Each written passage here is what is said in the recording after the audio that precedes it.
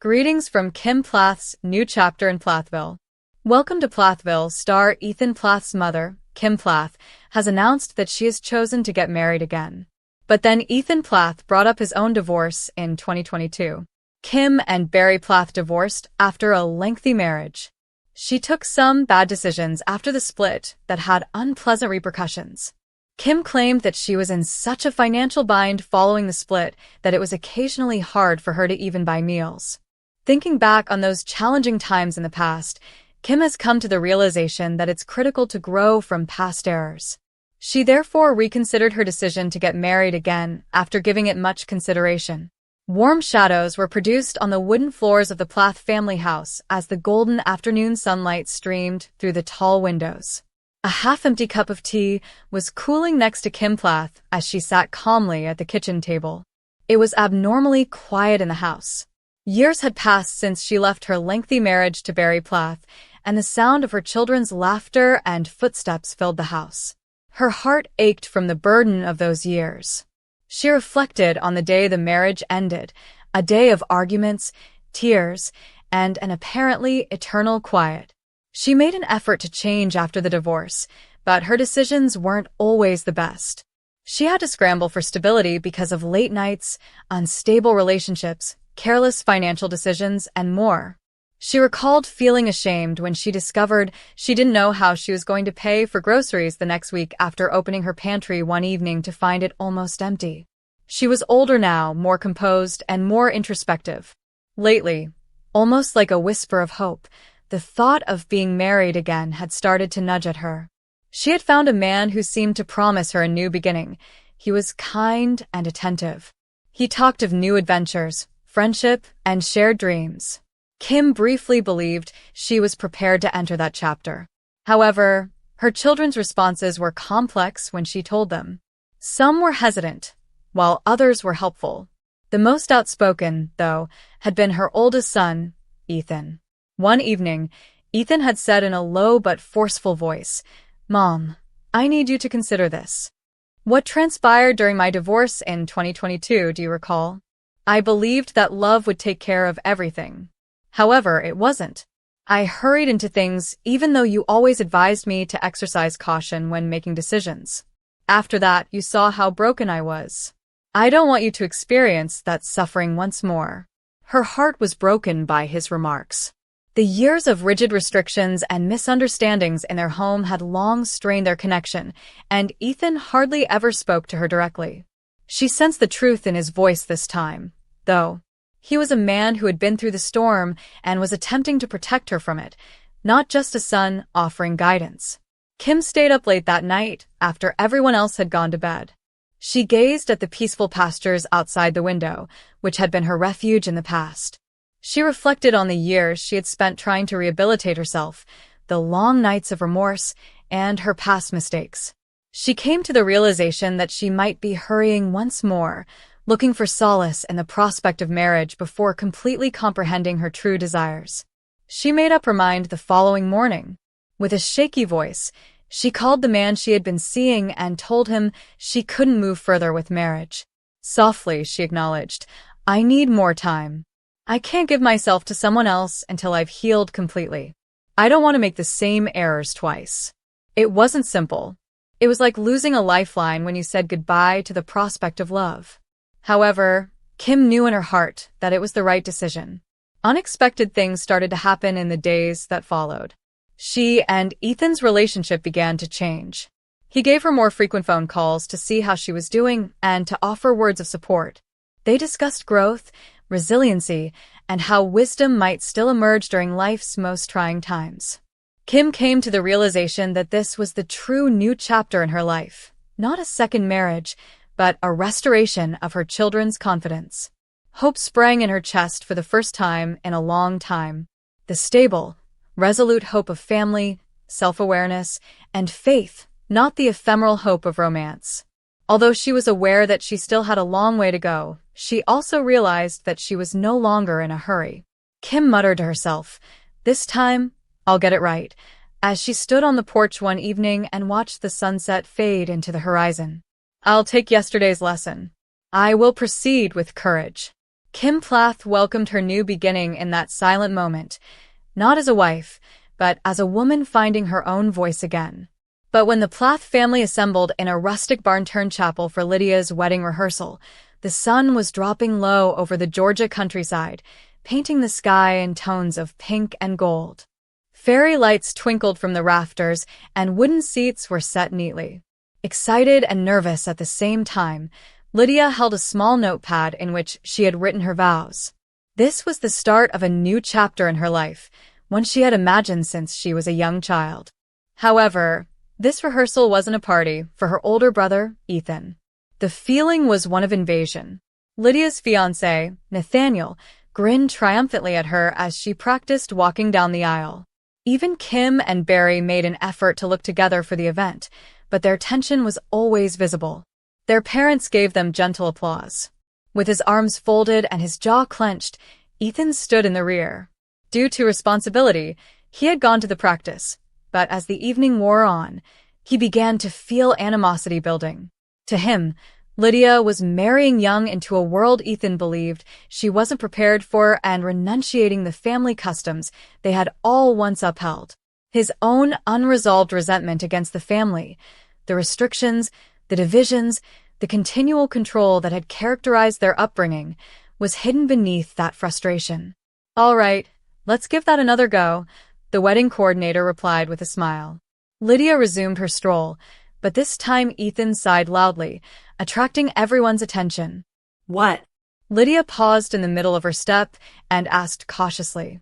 "This is absurd," Ethan yelled, his voice resonating across the barn. "All of you are behaving as though this is some idyllic fairy tale, but it's not. You're hurrying into something that you don't even fully comprehend." There was silence in the room. Lydia's face turned red. She muttered, ashamed in front of her fiancé's family. "Ethan, please." Ethan wasn't done, though. He took a step nearer and gestured to Nathaniel. "Furthermore, are you even aware of what you're putting yourself into? You have no idea what it's like to grow up in this household. You have no idea how difficult it was for us. Even though Lydia is kind and obedient, she is not yet ready to be your wife." Nathaniel maintained his position, his face composed yet firm. "With all due respect, Ethan, I do know what I'm getting into, and I love Lydia. My purpose is not to remove her from the family. My goal is to establish a life with her." Ethan gave a sour laugh. "That's what everyone says. What occurs, though, if she desires independence? When she understands that marriage isn't the escape she believes it to be?" His gaze strayed to Olivia, who was seated quietly in the back and whose presence was already causing friction with Ethan's parents. "I have witnessed what occurs when promises and reality diverge." Then, with a stern voice, Kim got to her feet. "That's sufficient, Ethan. This is not your soapbox, it's Lydia's rehearsal." However, something had been broken by Ethan's rage. Years of repressed annoyance were released. "It's never enough, Mom. For so long, we've all been acting like this family is flawless and that these decisions are easy. Before Lydia commits herself to someone for the rest of her life, she deserves to know the truth." Lydia's eyes filled with tears. Her voice was steady yet tremulous as she took a stride toward him. "I will always be your sister, and I love you, Ethan. But I have this option. I'm not you. I'm going forward. I'm not fleeing the family. And perhaps you shouldn't be here if you can't help me." The quiet felt oppressive. Looking at his little sister, Ethan felt his chest rise and fall as he realized his comments had only caused her pain. His rage wavered for a second, and anguish was all that was left. Despite his desire to keep her safe, he had degraded her on one of the most significant evenings of her life. At last, Olivia broke the silence with a quiet but firm voice. "Ethan, sometimes allowing someone to make their own mistakes or be happy is a necessary part of loving them. Just because your path has been difficult doesn't mean you can influence Lydia's." Ethan brushed a hand over his hair and turned away. He was left with only regret as the fight faded from him. He hurried out of the barn without saying another word, and the wooden doors slammed behind him. Nathaniel wrapped his arm over Lydia's shoulders as she wiped away her tears and sighed. He muttered, "Don't let this ruin your moment." However, Everyone was aware that Ethan's rage had overshadowed the rehearsal. Now, like an unspoken curse, the question hung in the air. Would Ethan attend the wedding itself, or would his rage cause him to distance himself even more from the family he already felt alienated from? Lydia inhaled deeply and sat up straight as the fairy lights flickered overhead. She resisted letting her happiness be overshadowed by her brother's storm. She replied softly, her voice more steady now. Let's start again. Let's finish it this time. Even though the rehearsal went on, it was hard to overlook Ethan's absence from the back of the room. Ethan sat by himself in his truck outside in the waning darkness, caught between pride and love. He knew he had one more day to make up his mind. Would he help his sister on her wedding day, or would his resentment keep them apart forever? But that night, the air in Cairo, Georgia, was unusually heavy. Once resonating with laughter, piano sounds, and the jovial footfall of children, the Plath home now held an almost intolerable silence. Barry sat looking at the wooden floor in the living room. Even though the wall clock was ticking continuously, time seemed to have stopped. He and Kim had been discussing the same topic for weeks, but tonight it was unavoidable. Kim entered with a determined yet tired expression on her face. The faint metallic clang was louder than it should have been as she set her wedding ring on the edge of the table. "Barry," she said in a shaky but forceful voice, "I can't keep acting like this any longer. I require room. A life that feels like mine is what I need." Barry raised his gaze toward her. They had done everything together for more than 20 years, raising 9 children, establishing a traditional home, and developing a family culture that was both praised and ridiculed. However, in the middle of all, their bond had weakened, thread by brittle thread. His voice cracked as he murmured, "Kim, we worked together to create this life. We made every choice and gave up everything together. Why now? When the children need us together more than ever, why distance ourselves?" Kim's eyes were filled with tears. "Because, Barry, I lost myself. I dedicated years of my life to being a mother and a wife. Additionally, as the children become older, I've come to the realization that I no longer even recognize Kim." Barry could see the truth in her eyes, even though the words were painful. He desired to dispute with her, to remind her of their past love, of the innumerable evenings they had spent praying together, of the small pleasures, family dinners full of songs and conversation, watching the kids play in the fields. However, he was unable to ignore the growing gap between them. They gathered the kids later that week. The elder ones had already begun to sense that something was amiss. Refusing to look at either parent, Mariah sat cross-armed with her fierce spirit. Micah sat back, his eyes full of questions, but his face unreadable, as Ethan's jaw tensed. Ever the mediator, Lydia silently begged for hope as she glanced from Barry to Kim. Kim cleared her throat. Her voice cracked as she added, "Kids, your dad and I have decided to separate for a while. Your dad and I need to figure out who we are, separately right now, but we still love you all more than anything in the world." Emotion exploded in the room. Mariah's voice was shrill as she got up suddenly. "You're just giving up then? You're leaving after everything, after all these years?" Before either parent could reply, she rushed out. Ethan's fists clenched. He whispered, "I knew this was coming. You two have been behaving like strangers for months." He too left, albeit in a less dramatic manner, but the disappointment still weighed heavily. At last Micah said something.